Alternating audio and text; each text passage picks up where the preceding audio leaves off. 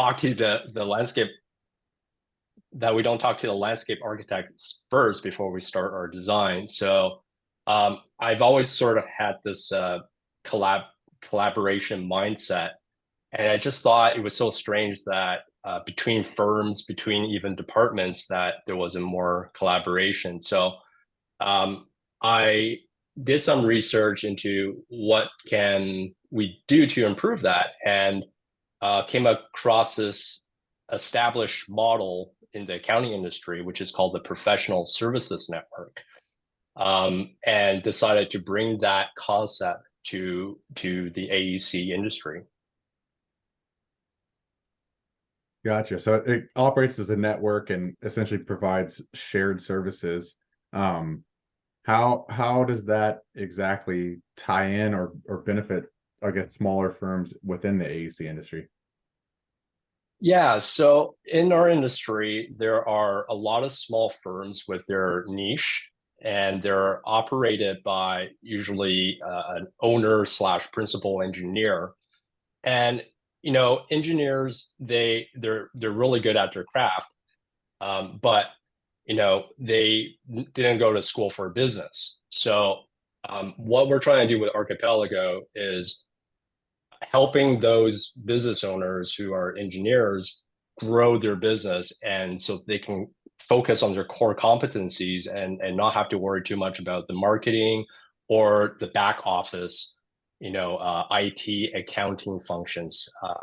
So we're helping those firms offload all those things that they rather not do. Gotcha. So did you say you focus more on like an operational support side of things, or is it more on the BD and marketing side?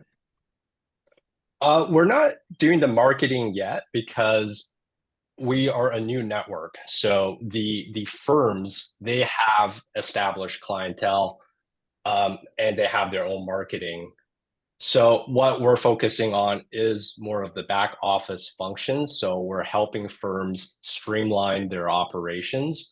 So streamlining how they do their invoicing, how they do their fee estimation, um, and also we're helping them with the CAD operations, because in a lot of these smaller towns where these firms operate, they actually have a hard time hiring CAD technicians.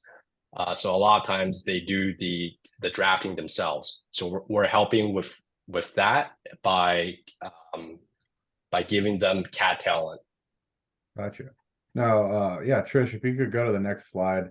One of the things that we talked about in preparation of this call was just the more, sorry, some of the problems that smaller firms are facing.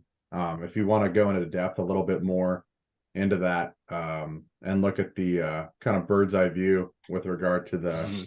the challenges facing the AC industry. Maybe you can elaborate a little bit on this and why there might be a need for something like your network.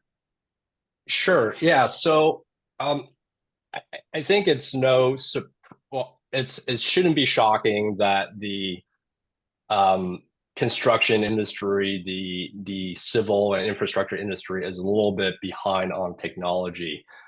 Um, Before COVID, most municipalities I worked with require paper submissions, right? So that just kind of goes to show um, how behind we are in adoption of new technologies, because like established technologies like PDFs, it took something like COVID to get everybody to switch over. So another challenge is like these firms, they're really busy, right? Like they're just concentrating on fighting fires all the time. So it's not like they have a lot of time to think about adopting new tech. The bigger firms, right? The public um, engineering design firms, like they have the resources to do that, but the smaller, medium-sized firms, they don't have that. So that's what we're trying to help with in terms of helping them adopt new technologies.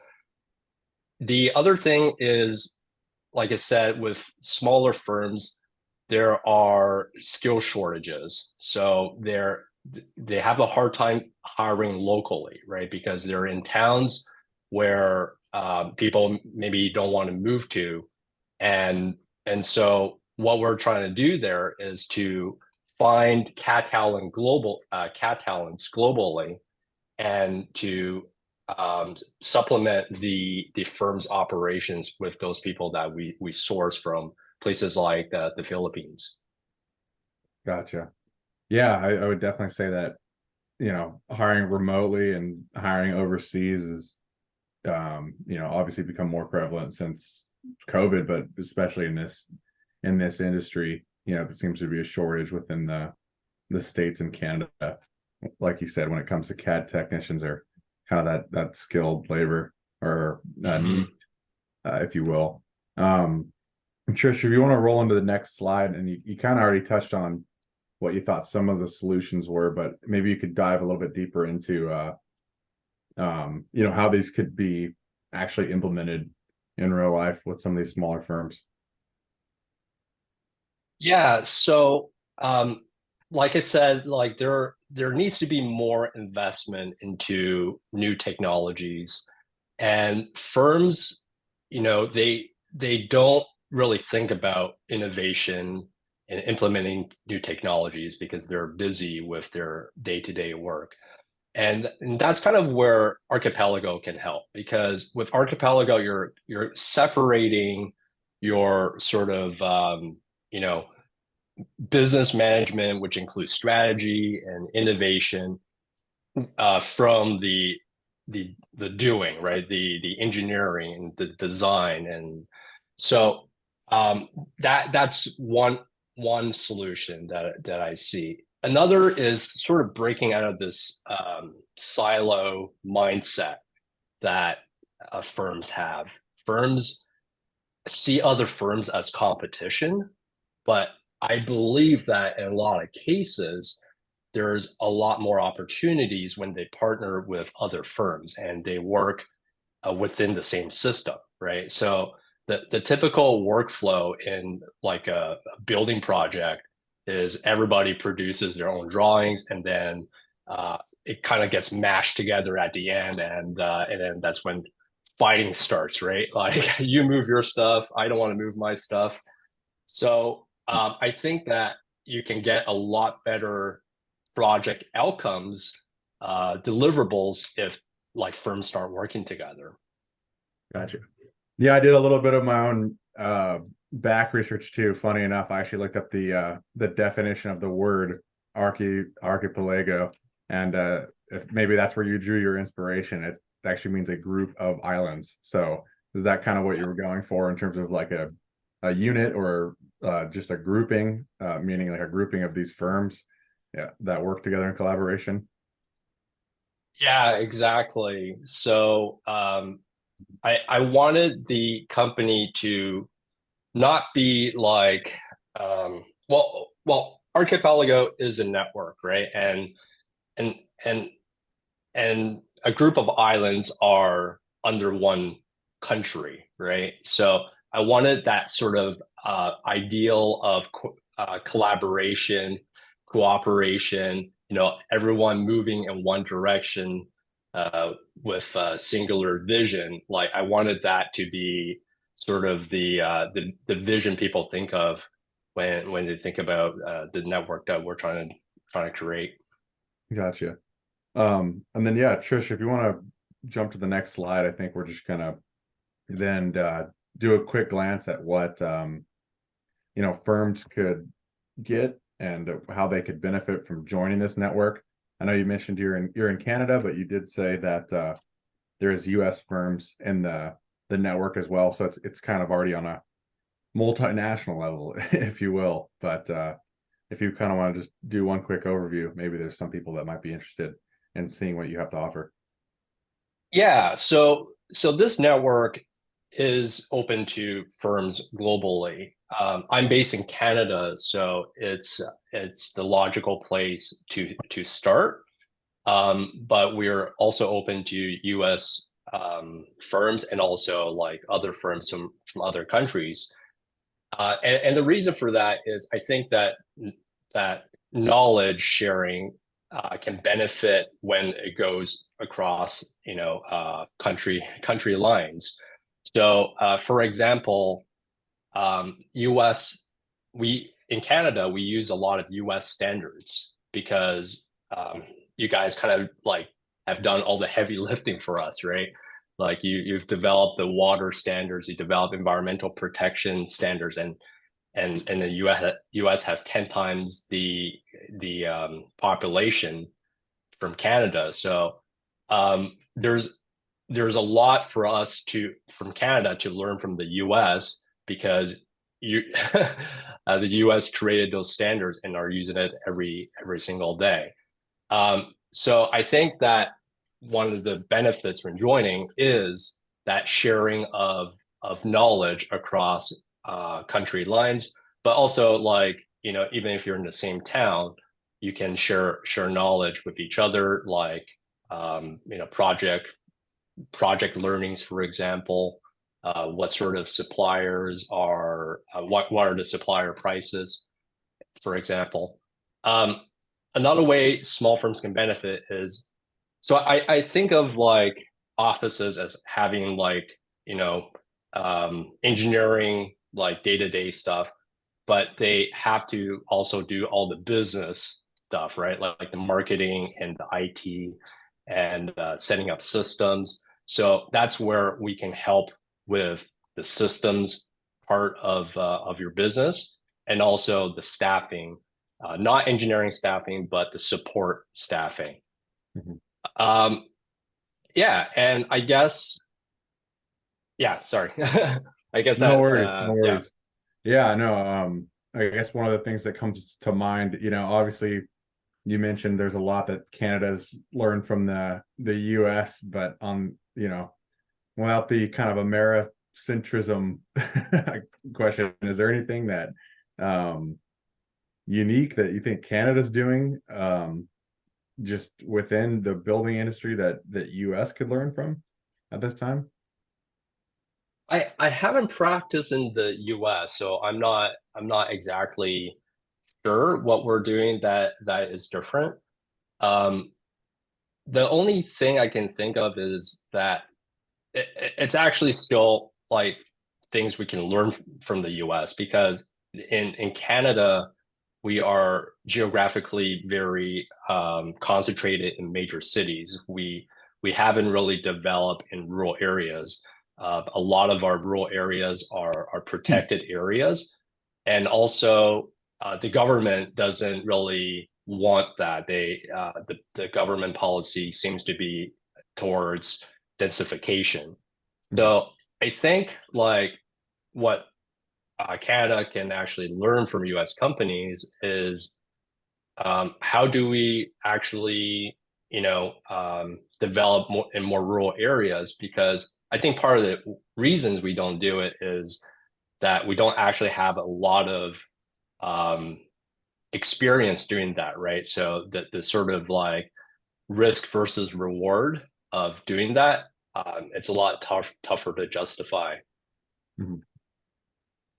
Okay. And then I guess lastly, we touched on innovative technologies. I mean, is there any specific technologies, softwares, anything to do with AI that you've seen come out in the last couple of months or the last couple of years that you think AEC firms could start to utilize to improve their collaboration or just in general ensure greater success with their projects? Yeah, I think yeah, AI is, I think, going to change a lot of things. And I think the main way that AI is going to change how AEC firms operate, it's going to start, I think, with just Microsoft, because a lot of firms are on Microsoft, and Microsoft is coming in with Copilot. And I think that firms that do a good job of operating digitally and retaining all their data, they're actually going to benefit the most because AI will be able to organize analyze all that data if it has it, right? So I think definitely embracing AI is going to be really important, and it will be necessary to keep up with other firms. Um, I think another thing is just investing into, it doesn't have to be like new technologies, but just investing into existing tech that's there, right? Like for example, like CAD and BIM software, firms often make the mistake of buying that software, but doesn't provide enough training to use it effectively, or they buy the software 5 years ago and then hasn't updated their knowledge based on the latest updates of what those tools can do, because they're constantly getting upgraded and are more powerful. So I think investing in existing technologies is also part of the solution. Understood. Yeah. I mean, we're also definitely seeing the movement or preference for Revit to be used. So I'm on the same page with you, I guess, as far as if you haven't adopted CAD yet, there's definitely a little bit of catching up to do, perhaps. So Yeah, for sure. Yeah, and I know that some firms still have a very paper-based workflow. So the sooner you can move away from that, the better. Because yeah, like it may have been possible to not be fully digital in the past, but especially with AI and AI being like really liking data, I think, yeah, everyone should start thinking about a 100% digital workflow. yeah, definitely. I mean, we've definitely already adopted that within our our own company here at Pro Engineering, but just Hmm. yeah, on as a general overview, it's interesting to hear that there's firms out there that are still kind of in transition, if you will. So no matter Hmm. the skill level or the output, well, obviously the output and the turnaround time on a project and general timeline is definitely going to be affected if you go fully digital. But yeah, just for collaboration with other firms, it would make it so much easier. Um, Yeah. yeah, those are pretty interesting insights to see. Do you know, or do you have a number, or what percentage would you estimate of engineering or architecture firms are still um, kind of on a more uh, pen and paper basis or operation? I I think I don't have a number for you, but I think a lot of places are still hybrid, right? Because you have the senior engineers that started with paper, and you know they're going to not just change overnight. So I see a lot of times, even if like a place, some people are fully digital, you still have staff who will print out something, mark it up, walk it over to another person's desk and then have them work on it. So I think that is um, and I think that's not true across every firm. So I think architectural firms are more advanced than the civil engineering firms, for example, because with architecture firms, you've been in or they've been in the BIM world for a lot longer than civil. And in civil, uh, we're just very slowly adapting, and we're barely into 3D. So even if we're digital, a lot of times it's still 2D. Gotcha. And yeah, I see that it's important across the board, but it kind of makes sense, I guess, in essence, when you're talking about civil's been slower to adapt, there's not really a need for that. I mean, us as an MEP engineering firm, um, when we get hand drawn architectural drawings, we have to then go in and create our own backgrounds and or do an overlay, and it's just not as clean. So there's a little bit of a passing of the torch from and coordination between civil and architectural. Obviously, our two firms might discuss a couple aspects of a project, like bringing utilities to the building. But yeah, it's definitely needed amongst Hmm. architects, in my opinion. I can see why civil, might be slower to adapt. It's a little bit of, it seems like a little bit of a, if it's not broke, don't fix it. But Yeah. yeah, but yeah, That's pretty true. but yeah, we can now jump to the next slide. We're going to open up a Q&A for anyone in the audience who has any questions for Brian or for us. And there's a QR code down there on the bottom left-hand corner of the screen. That should take you to all of Brian's social, his LinkedIn, and also the website if you're interested in learning more about Archipelago. Cool. How do you think that was? I think I was a little choppy. I need to brush up on it a little bit, but Um, I think that was good. Yeah. I do have a few things. I did take down notes. Not Q&A. I do think like this is in general, like how the webinar should flow. I Mhm. think like we could Ryan prepare like for an opening for the webinar, like from the very beginning. I'll just go run through so then we can have all the feedback and I'll gather everything and I'll prepare a whole thing for everybody.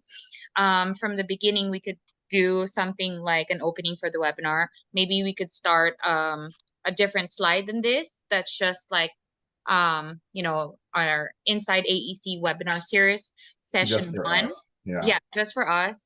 We are the Session Inside AEC webinar series. We Yes. do this, and Session this. one, Okay. yeah, session one would be like the slide would go Inside AEC webinar series hosted by Pro Engineering. Session one featuring Brian Liu of Archipelago. He's based on blah blah blah, and then we go to mentioning, what's the goal of this webinar, what's our vision, why are we doing this, and who is Pro Engineering, like a very brief, and that this is something that we are doing for purposes of like outreach.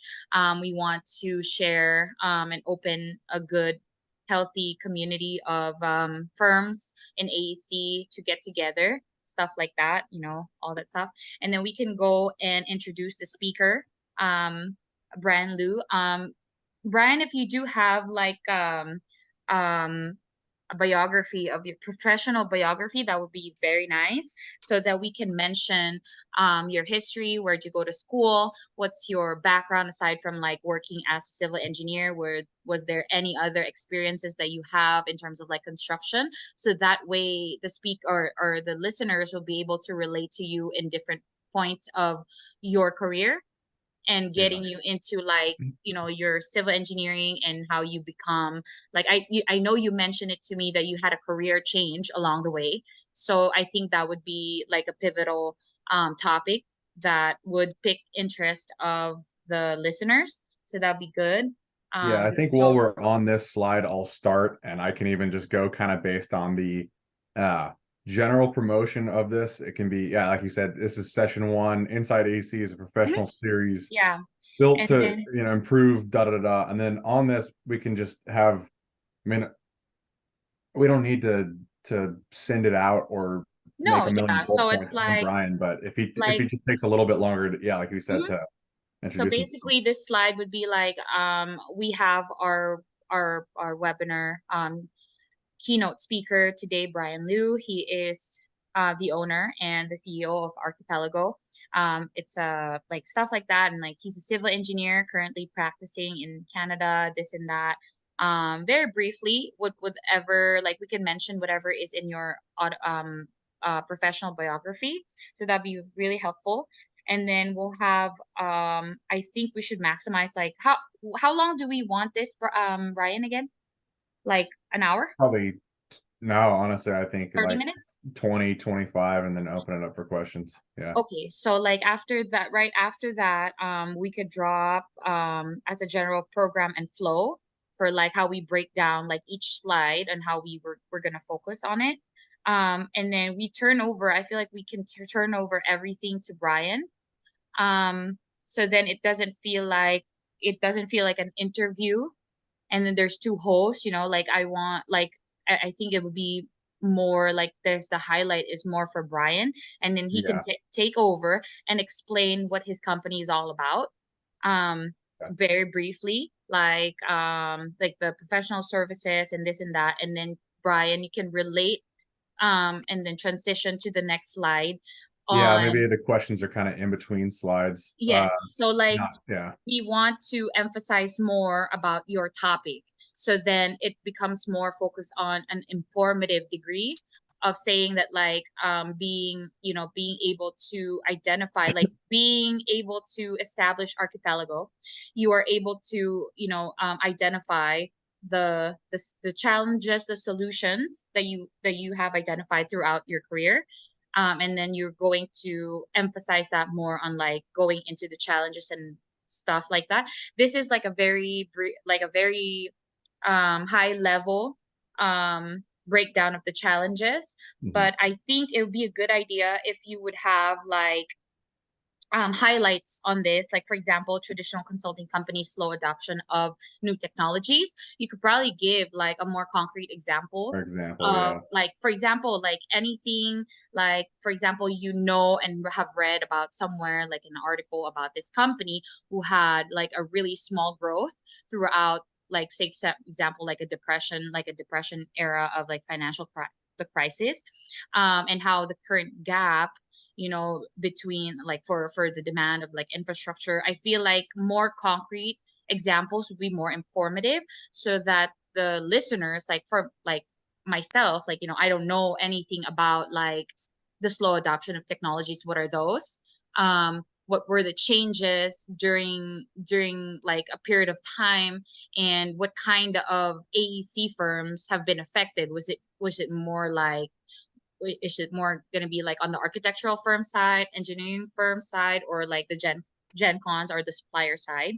And then the skill shortages would be, it'd be so nice if we have like, if you could mention like what kind of skills are we lacking, what are the shortages, are Yeah. these more like on the professional side, is this We more sorry like to butt in, but yeah, we did talk about civil. But yeah, if there's anyone that's still pen and paper, it's contractors.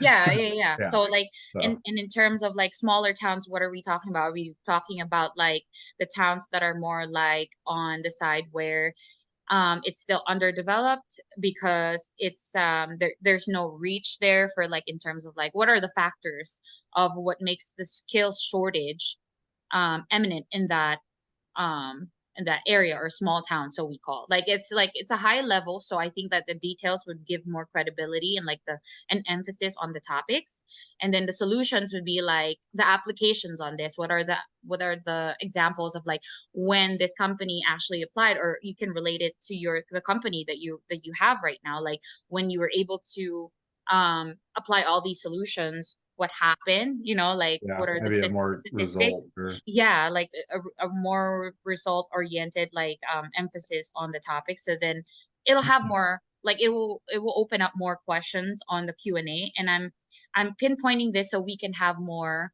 audiences to like ask questions and yeah, stuff like that. definitely.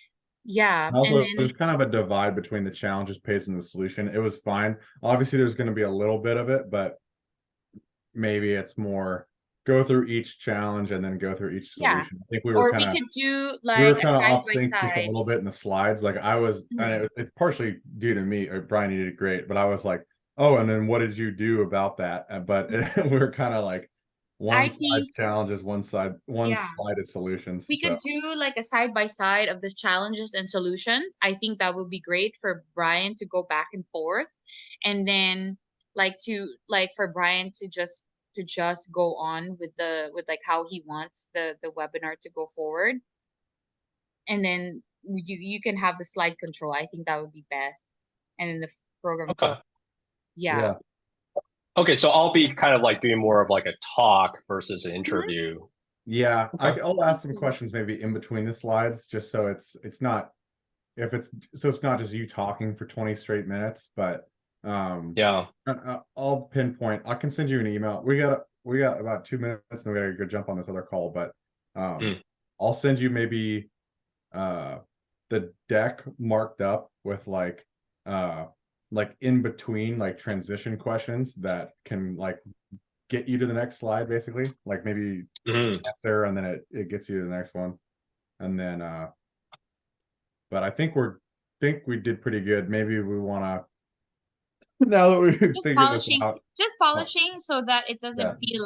doesn't feel like a podcast. Otherwise we can restructure and really do it like that way, so then the audience would feel like they can actually ask questions in the middle Yeah. rather than Thank like you putting for or pushing the Q&A all the way to the back, thank because you, they would Brian, feel for that. working with us. This is our first one. Maybe we need another 20 minutes next week before. Yeah, no worries. I got time. Okay. So yeah, I think it went well. I'm gonna watch the recording, and then like anything that I think we did well, maybe I'll even just like write the or I'll probably even just download like the transcript from it, and then we can kind of mark that up. Not to make it look like we're reading off of something next time, but I guess any questions or any interesting points you made, because it is kind of like off the fly. It's not like a rehearsed like speech that we're giving here. So Mhm. Okay. but okay, overall I think we're pretty solid. Thanks again, yeah, for doing this. I think you have a lot of interesting points for sure. Yeah, thanks for having me, and let me know how I can help with the slides. I'll be happy to add content if you Yeah, want. Yeah, if you want to add more to the slides, or if you want to have more input, that would be very helpful, because like you are going to be the keynote speaker, so we want to know more about your insights and what you have for us, and then that's what we're going to share to our audience. yeah, we're just trying to Okay. save you some time and do the courtesy of kind of putting it together, but it's obviously it's your show. It's promoting Mhm. both of us. I gotta do my due diligence and kind of promote us, or maybe squeak in a question and mention something that we do in our firm here and there, but it's obviously focused on you and your company. 95% of it. So you of course can give us your input, and we can change up the deck a little bit if you want.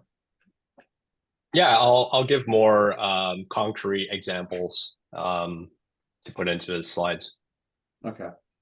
Cool. Well, yeah, we gotta jump off and get on another call here, but I'll check with you on your availability next week, and then we'll send you maybe kind of some notes based on what we just looked at right now. Sounds good. Cool. Thank you so much, Brian. Yeah. Thank you. Okay. Thank you. Bye. Bye.